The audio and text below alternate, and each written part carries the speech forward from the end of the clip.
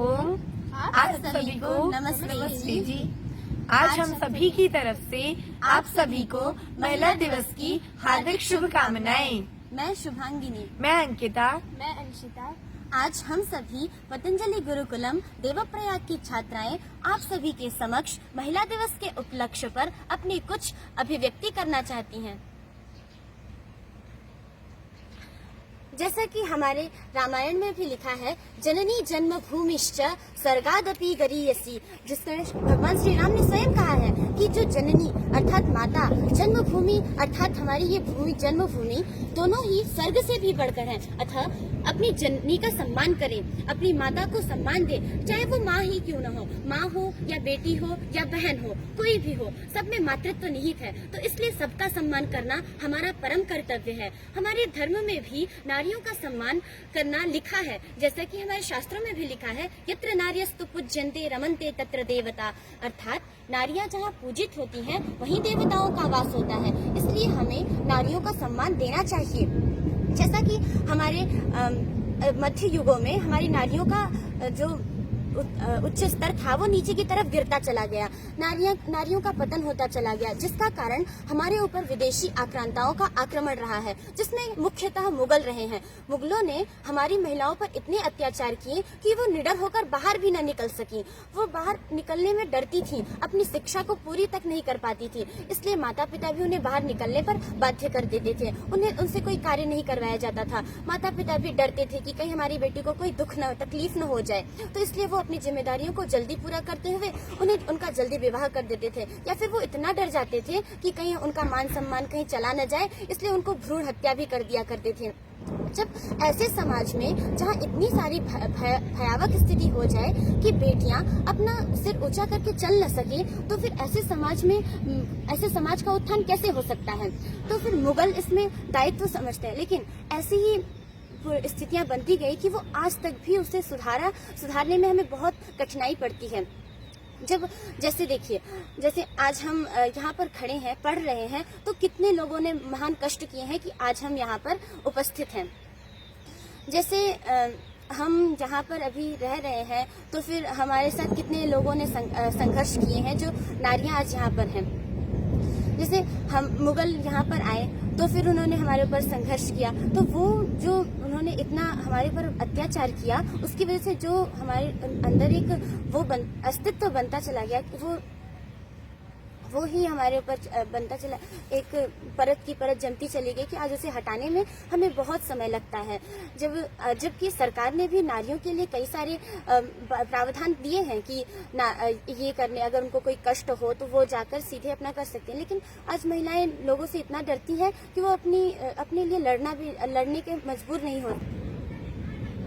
जबकि वो चाहे तो सरकार द्वारा दी गई सुविधाओं का फायदा उठाकर अपने सम्मान के लिए डटकर सामना कर सकती हैं, लेकिन नहीं, वो डरती हैं कि सामने वाला क्या कहेगा। अरे क्या कहेगा सामने वाला? कुछ नहीं कह सकता। हमें अपने आप को आगे आना होगा। अगर प्रत्येक महिला अपने आप को सामने लाए तभी देश और समाज सुधर सकता है। एक महिला चाहे तो पूरे देश को सुधार सकती है।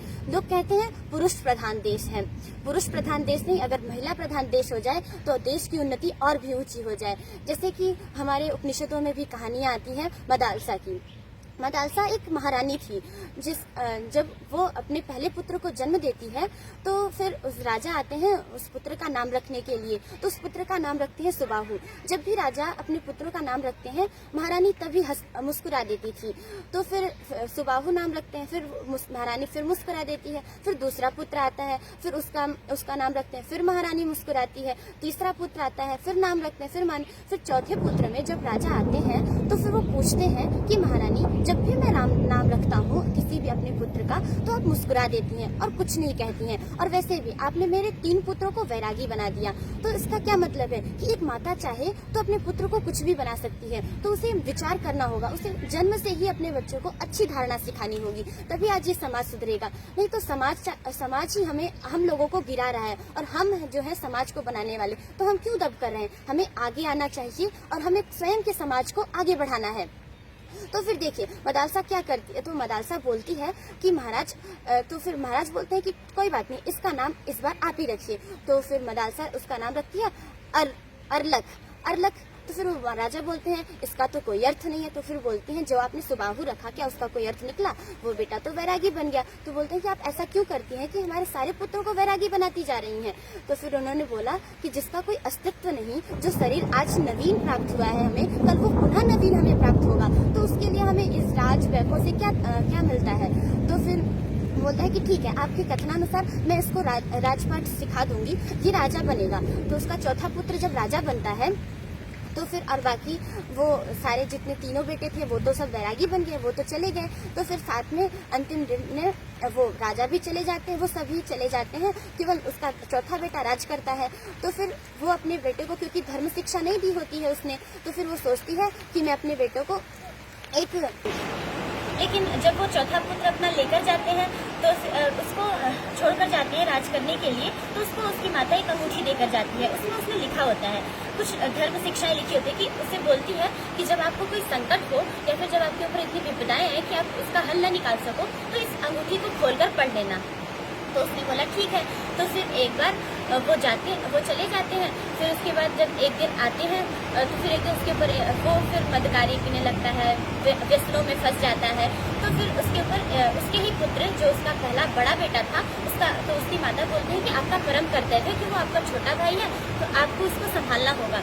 तो फिर उसका बड़ा बेटा जाता है और फिर एक जो पड़ोसी राजा रहते हैं उनको जाकर बोलता है कि आप उन पर आक्रमण करें। तो फिर वो जब उन पर आक्रमण करता है तो वो तो अभी उसके पास कुछ अस्त्र शस्त्र से तैयार नहीं था, तो फिर वो फंस जाता है। वो सोचने लगता है कि अब मैं क्या करूं। तभी उसके बड़े भाई आकर कहते हैं कि जो तुमने को अंगूठी दी गई थी उस पर पढ़ो। तो फिर वो उस अंगूठी को पढ़ता है तो उससे हल निकलता है। तो उससे समझ आ जाता है कि इन सभी व्यसनों में कुछ नहीं रखा है, उसे एक अच्छी मार्ग पर चलना होगा। तो इस प्रकार एक माता अपने बेटे को, अगर राह चलता बेटा रास्ते से भटक जाए तो उसे भी रास्ते पर ला देती है। इसलिए माता में बहुत शक्ति है।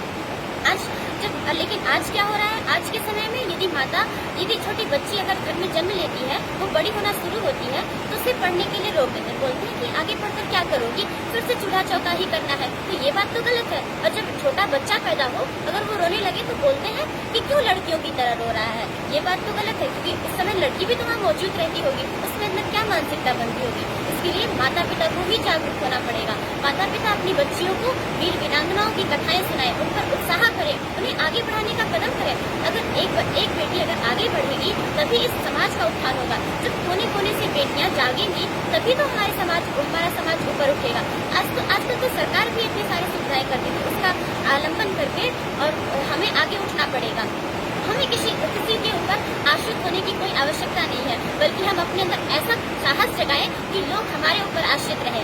ऐसा हमें अपने अंदर तजुर्बा लाना होगा, तभी हम अपने देश को आगे कर सकते हैं। कोई भी लड़की या फिर कोई भी बेटी कमजोर नहीं है, सब अपने में पूर्ण है। तो इसलिए आपको किसी पे आश्रित होने की कोई आवश्यकता नहीं है। आप सब आज के इस महिला दिवस के दिवस पर सभी आज ये संकल्प करें कि हम आज के बाद से किसी पर आश्रित नहीं रहेंगे, अपितु हम हजारों लोगों को आश्रय देंगे। धन्यवाद।